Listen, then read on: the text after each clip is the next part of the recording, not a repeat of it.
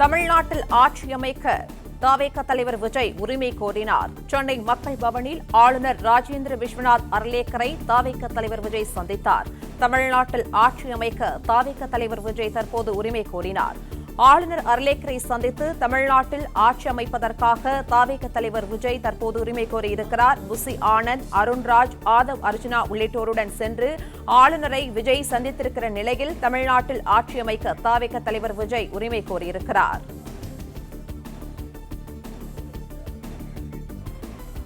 கூடுதல் விவரங்களை இணைப்பில் இருக்கும் செய்தியாளர் ராஜகுமரன் தொடர்ந்து வழங்க கேட்கலாம். ராஜகுமரன், தற்போது தமிழ்நாட்டில் ஆட்சி அமைக்க தவேக தலைவர் உரிமை கோரியிருக்கிறார். இதற்கு அடுத்த நிகழ்வாக என்னவெல்லாம் நடக்க இருக்கும், இது தொடர்பான விவரங்கள் பதிவு பண்ணலாம். சென்னை கிண்டியில் இருக்கக்கூடிய ஆளுநர் மாளிகையை தற்பொழுது தவேக தலைவர் விஜய் வந்தடைந்திருக்கின்றார். ஏற்கனவே மெயில் மூலமாக அவர்கள் அந்த மின்னஞ்சல் மூலமாக ஒரு கோரிக்கையினை முன்வைத்திருந்தார்கள். பெரும்பான்மை பலம் இருக்கின்றது, 35% வாக்குகளை வாங்கி இருக்கின்றோம் என்று. ஆனாலும் கூட அதை முழு அளவில் அங்கீகரிக்கவில்லை ஆளுநரை பொறுத்தவரை. அவர் தமிழக வெற்றி கழகத்திற்கு தந்த பதில் வாக்கு எண்ணிக்கை சதவீதம் முக்கியமல்ல, அதாவது வாக்கு எண்ணிக்கை சதவீதத்தை வைத்து தனிப்பெரும் கட்சியாக இருக்கின்றோம் என்ற அடிப்படையில் எல்லாம் நீங்கள் ஆட்சி அமைக்க முடியாது. ஆதரவு கடிதத்தை கொடுக்கும் பொழுதுதான் அது ஆட்சி அமைப்பதற்கு உகந்ததா என்ற சூழலை பொறுத்து முடிவு செய்யப்படும் என்ற கருத்தை ஆளுநர் கூறியிருந்தார். எனவே ஆளுநர் மாளிகைக்கு வருகை தந்திருப்பதனுடைய நோக்கம் ஆட்சி அமைப்பதற்கான வாய்ப்புகளை உறுதி செய்யக்கூடிய வகையிலே விஜய் வருகை தந்திருக்கின்றார். ஆளுநர் ராஜேந்திர விஸ்வநாத் அர்லேக்கரை சந்திக்கக்கூடிய விஜய் நேரிலும் அந்த கோரிக்கையை முன்வைப்பார். அதன் பிறகு ஆளுநர் மாளிகை தரப்பில் ஒரு விளக்கம் வழங்கப்படும். விஜய் வழங்கக்கூடிய ஆதரவு கடிதங்களை பொறுத்து அந்த விளக்கத்திலே அவர்கள் எப்பொழுது தங்களுடைய பெரும்பான்மையை தவேக நிரூபித்து காட்ட வேண்டும் என்பதற்கான ஒரு அறிவுறுத்தலை வழங்குவார்கள் என்று எதிர்பார்க்கப்படுகின்றது. அதன் அடிப்படையிலே 15 நாட்களுக்குள்ளாக சட்டப்பேரவையை கூட்டி அந்த பெரும்பான்மையை அவர்கள் நிரூபிக்க வேண்டும். வழக்கமாக இந்த ஆதரவு கடிதம் வழங்கும் பொழுதே சட்டப்பேரவை உறுப்பினர்களுடைய எண்ணிக்கை 118க்கும் கூடுதலாக இருக்கும் பொழுது பெரும்பான்மை பலத்தை தனிப்பட்ட முறையிலே சட்டமன்றத்தை கூட்டி நிரூபிக்க வேண்டிய தேவை எழாது. அது மட்டுமல்லாமல் எதிர்க்கட்சிகள் நம்பிக்கையில்லா தீர்மானத்தை கொண்டு வருவதற்கான சூழலும் இருக்காது.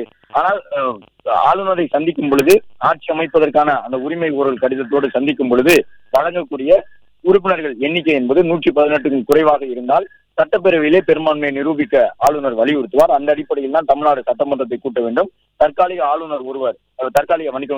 சபாநாயகர் ஒருவர் சட்டப்பேரவையில் அமர்த்தப்பட்டு அவர் மூலமாக அந்த வாக்கெடுப்பு நடைபெறும் பொழுது கூட மறைமுக வாக்கெடுப்பாக இல்லாமல் நேரடி வாக்கெடுப்பாக ஒவ்வொரு பகுதியாக தமிழ்நாடு சட்டமன்றத்தை பொறுத்தவரை இருக்கைகள் பகுதியாகத்தான் அமைக்கப்பட்டிருக்கும். ஒவ்வொரு பகுதியாக அங்கே இருக்கக்கூடிய சட்டப்பேரவை உறுப்பினர்களில் யாரெல்லாம் தமிழக வெற்றி கழகத்திற்கு ஆதரவு தருகின்றார்கள் என்பதை எண்ணி கணிக்கும் முடிவு அடிப்படையிலே எழுந்து நிற்க சொல்லி எண்ணி கணிப்பார்கள். அந்த அடிப்படையில் தான் தமிழக வெற்றி கழகம் தனக்கு 118 அல்லது அதற்கும் கூடுதலான உறுப்பினர்கள் ஆதரவோ இருக்கின்றதா என்பதை நிரூபிக்க முடியும். ஆனால் ஆளுநரை பொறுத்தவரை ஒரு அவகாசத்தை வழங்கலாம். ஒரு சில நேரங்களில் ஆளுநருக்கும் ஆட்சி அதிகாரத்திற்கு வர நினைக்கக்கூடியவர்களுக்கும் இடையிலே கருத்து வேறுபாடு இருந்தால் இந்த நேரத்தில் ஆளுநர் அதை பயன்படுத்திக் கொள்ள முடியும். அதாவது நீங்கள் ஆட்சி அமைப்பதற்கு முன்பாகவே எனக்கு 118 அல்லது அதற்கு மேற்பட்ட உறுப்பினர்கள் கையெழுத்திட்ட படிவத்தை ஒப்படைக்க வேண்டும், 118க்கும் கூடுதலான உறுப்பினர்களுடைய ஆதரவு இருப்பதாக நீங்கள் கூறினால் மட்டும்தான், நிரூபித்தால் மட்டும்தான் நான் உங்களுக்கு பதவி பிரமாணம் செய்து வைக்க முடியும் என்றும் ஆளுநரால் கூற முடியும். அதற்கும் சட்ட விதிகளிலே ஆளுநருக்கு அதிகாரம் உண்டு. அல்லது ஆளுநர் ஒரு பெருந்தன்மையோடு குறிப்பிட்ட ஒரு அவகாசத்தை வழங்கி 15 நாள் அவகாசம் வழங்குகின்றேன், அதற்கு உள்ளாக நீங்கள் முதலமைச்சராக பொறுப்பேற்றுக் கொண்ட பிறகு பல்வேறு கட்சிகளை அணுகி அவர்களுடைய உறுப்பினர் ஆதரவை பெற்றுக்கொண்டு 15 நாட்களுக்கு பிறகு சட்டப்பேரவையை கூட்டி நீங்கள் உங்களுடைய பெரும்பான்மையை நிரூபித்துக் கொள்ளுங்கள் என்றும் ஆளுநர் வாய்ப்பு வழங்கலாம். எனவே ஆளுநர் கைவசம் 2 விதமான முடிவுகள் இருக்கின்றன, வாய்ப்புகள் இருக்கின்றன. இதில் எந்த வாய்ப்பை விஜய்க்கு வழங்கப் போகின்றார்? இப்பொழுது விஜய் உள்ளே சென்றிருக்கின்றார், தமிழக வெற்றி கழகத்தினுடைய தலைவராக உள்ளே சென்றிருக்கின்றார். தனிப்பெரும் கட்சியினுடைய தலைவராக ஆளுநர் மாளிகைக்கு உள்ளாக விஜய் சென்றிருக்கின்றார். தனக்கு முதலமைச்சர் பொறுப்பை பதவி பிரமாணம் செய்து வைத்து ஏற்க வைக்க வேண்டும் என்ற கோரிக்கையோடு ஆளுநரை சென்று சந்தித்திருக்கின்றார். பிளே ஸ்டோர் மற்றும் ஆப் ஸ்டோரில் இருந்து பாலிமர் செயலியை QR கோடு மூலம் பதிவிறக்கம் செய்யுங்கள். செய்திகளை உடனுக்குடன் பெறுங்கள்.